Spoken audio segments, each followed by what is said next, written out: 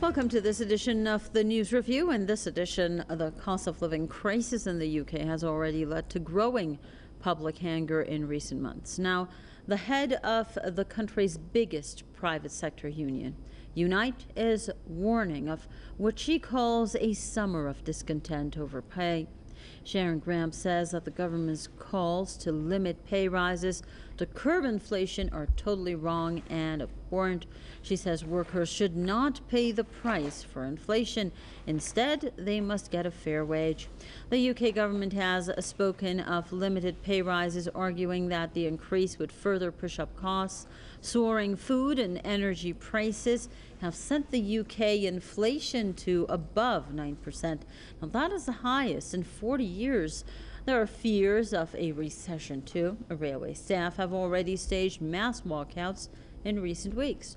Strikes by more sectors are expected in the coming months.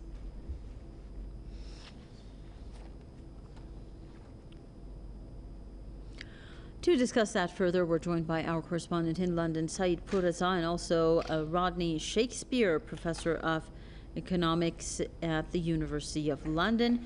And let's begin with our very own Saeed Pureza. Saeed, tell us more about the strikes that are expected to happen. Is this something that the UK government should actually be worried about?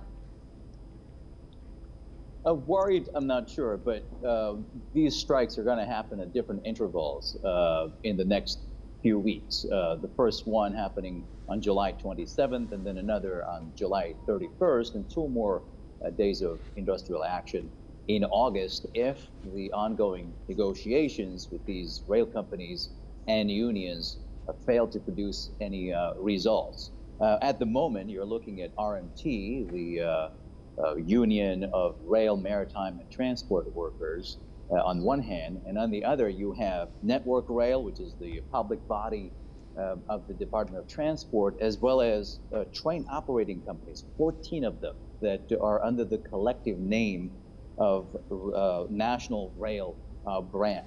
As I said, negotiations are ongoing. It's not the first time this is happening.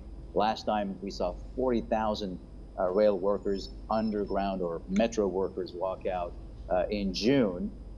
This time, we're looking at more than 25,000 walking out. It includes drivers too, interestingly, because they're crucial for the remainder of the trains or service to be able to operate in those days. What is also important is that it's happening a day before the opening of the so-called Commonwealth Games in Birmingham on the 28th, and this is a 4-yearly games that is multi-sport among the Commonwealth nations here in the United Kingdom. At the core of the problem is the government's refusal, or these Network Rail and the other companies' refusal to meet the union's demand for a pay rise of at least 7% to catch up with the unbridled inflation in this country, as you mentioned earlier, upwards of 9% and increasing in the coming months. They have asked for at least 7%. Over the past few days, the government has offered a little over 5%, whereas the RMT said, look, that's paltry, we're not going to accept it. As a matter of fact, Eddie Dempsey, the Assistant General Secretary of RMT, has come out and said people at the top of the economy are having a disco. Everyone else, meantime, is being told they have to carry the can and tighten their belts. And that 5%, more than 5% of the government or these the Network Rail and others have offered, came with a condition. The condition being that RMT will have to agree to plans for what they call modernizing the UK railway service or system, modernizing reforms. What that means is potentially people, workers, being forced into redundancies, losing their jobs. And that is also what the RMT and the similar unions are trying to protect. Three things at stake here: pay, redundancies or job security, in other words, and working conditions.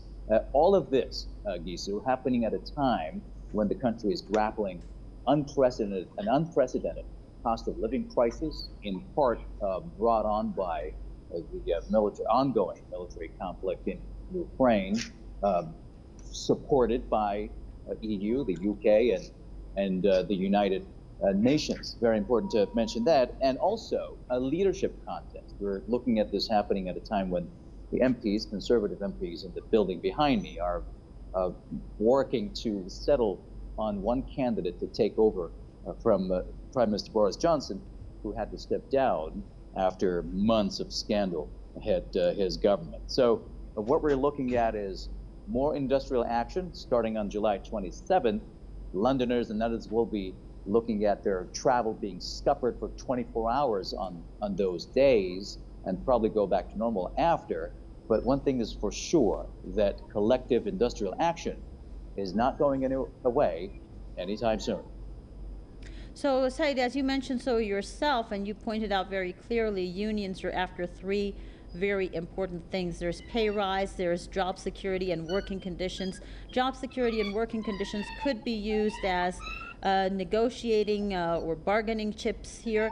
Let's focus more on pay rise, which is basically the part where they disagree with the government. And let's bring in Professor of Economics Rodney Shakespeare here to shed more light on on this aspect of increasing the payments for workers and how that would affect the inflation, because basically this is the response that the unions are getting, that they will have a limited pay rise because the government is trying to curb inflation. But to the workers, it seems that they are bearing the brunt of this entire chaotic situation. The claimed inflation is usually around about 9%, but the actual inflation, an example is America, where you have shadow stats, which shows that the true inflation is around about 17, and that's the first point. The second point is that the beauty parade of conservative candidates for the next to be prime minister, they are not addressing the fundamental cause, which actually lies in the move of NATO to the east starting 25 years ago, and then the fascist coup in 2014, and then 8 years of attack, provocation of Russia, and here it comes, the sanctions. There is a completely failed Western policy on sanctions, which are shoving up the prices of everything in a massive way, and not a word about getting rid of those sanctions and sorting the situation in Ukraine. Not a word of it is coming from those beauty parade at this moment. They're out of date, out of touch, and they are not affected by inflation. All that happens with them is that they drink less expensive wine, because you see their incomes are much higher and they can take a rise in basic prices of food and energy and accommodation. Ordinary people cannot. So this summer of discontent is bound to get worse. You're going to have the teachers, you're going to have the local government, everybody, because they cannot take a 10, 15, 17% rise in inflation when they're only being offered 5. So, Mr. Shakespeare, could you give us a clear answer on what the effect of the pay rise on the inflation would be? Could we expect the government to give them more pay rise? The effect of any rise is that it feeds into the rise elsewhere. But you have to address the big issues which are behind it if you are going to reverse it. I mean, there is a policy which they could do, which is to sharply rise interest rates. That will collapse the economy. You see, all this assumption that everything is hunky-dory, they've only got to do this or that, is totally wrong. You've got a malformed economy. You've got an international policy which is out of control and completely wrong, and they do not know what to do. But they're failing to do the obvious thing, which is to get rid of those sanctions and lower the international food prices and the international energy prices. That is the big thing, and that would start to moderate the rise in inflation, but now you're seeing the effect of years of pumping money into the hands of the wealthy and rich-poor division, and you're seeing the effects now of failed policy in the past. There is no solution in their minds. They could, in fact, improve the situation if they started getting rid of those sanctions on Okay. Russia. Before we continue this discussion, let's take a look at some social media reactions to this story.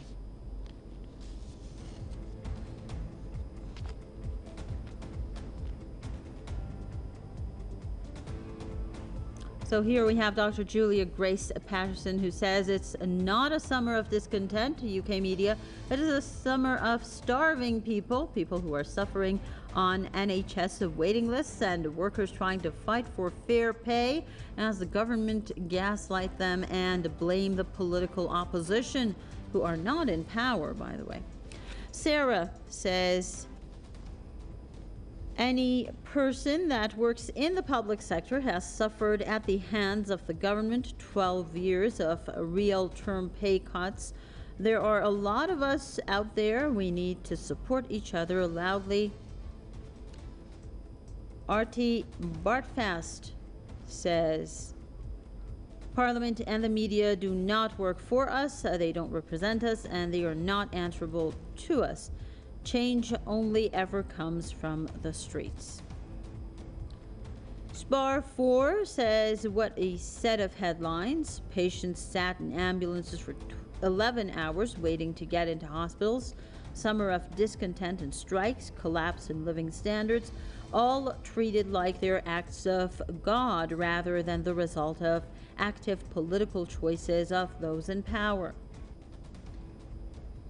And Hugh Ray says all of the problems in the UK right now are a direct result of Tory mismanagement, Brexit, and Johnson's cabinet being utterly ineffective. They have created a perfect storm, and we are headed into a summer of extreme discontent, hardship for so many, with the poor worse hit, of course, as always. So back to our correspondent Saeed. Well, you heard how Rodney explained that it is important to find the root cause of this situation in the first place in order to alleviate the situation for workers. So a simple pay rise would obviously not be the solution to the problem there. And as we also saw in these comments, one of the people commenting here said that this is the result of wrong policies of the politicians. And the building behind you, as you mentioned, there's a lot happening. Tell us what is ahead for the next leader and how the next prime minister could help alleviate the situation, in theory, of course. That's a very good question, Gisu. I wonder if they would do anything different than they have, because a lot of the stuff that we're dealing with at the moment happen on their watch. Rishi Sunak, the top contender, for example, the former chancellor who resigned along with Sajid Javid right before Boris Johnson resigned, he was chancellor, and we looked at unprecedented inflation in this country, unprecedented cost of living. I wonder if he would do anything differently if he were to be picked out by the Conservative Party as the prime minister. Suella Braverman, for example, another contender who dropped out as recently as yesterday, herself received as much as a single person on universal credit, which is some kind of social security payment by the government to help people out of jobs who need it, in expenses, in addition to her £181,000 a year, meaning her salary as an MP, as well as her salary as the position she had in the government. So that tells you perhaps how out of touch this government has been and out of touch the members of this government have been.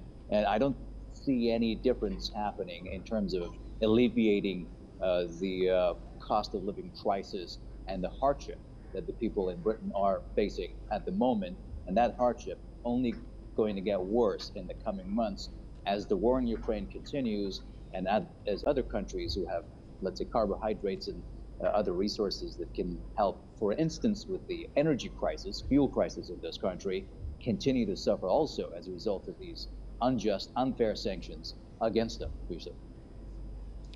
Okay, so Mr. Shakespeare, you just heard Saeed explaining that there really don't seems to be any light at the end of the tunnel. How would you predict the situation to unfold in the UK as far as the economic situation goes? And do you believe that at some point the politicians will realize that the sanctions on Russia and this war in Ukraine is not in their benefit? Well, as Saeed has indicated, the situation is going to get worse. I don't think the politicians are going to realise that they've got it wrong. We take one example. Why aren't they dealing with Iran and cutting the oil price in half? Their policy as regards Russia is basically to get a color revolution in Russia and then to go for China. They're locked into that, and they don't care how many Ukrainians die. They don't care about the inflation in the West. They've got this geopolitical desire to try and overthrow in Russia and in China. So they're not going to change. They are locked into it. They've made such a big mistake now. I don't think they can change. So it's going to go on. It's going to get worse. But for starters, you just do a deal with Iran and get Iranian oil. And then you do a deal to get the Russian gas, which is going to smash the European economies the way that's going at this moment. Thank you very much, Mr. Rodney Shakespeare, Professor of Economics from the University of London, and also Saeed Pourreza, our very own correspondent from the British capital. Thanks to both of you gentlemen. That's all the time that we have for this edition of the News Review.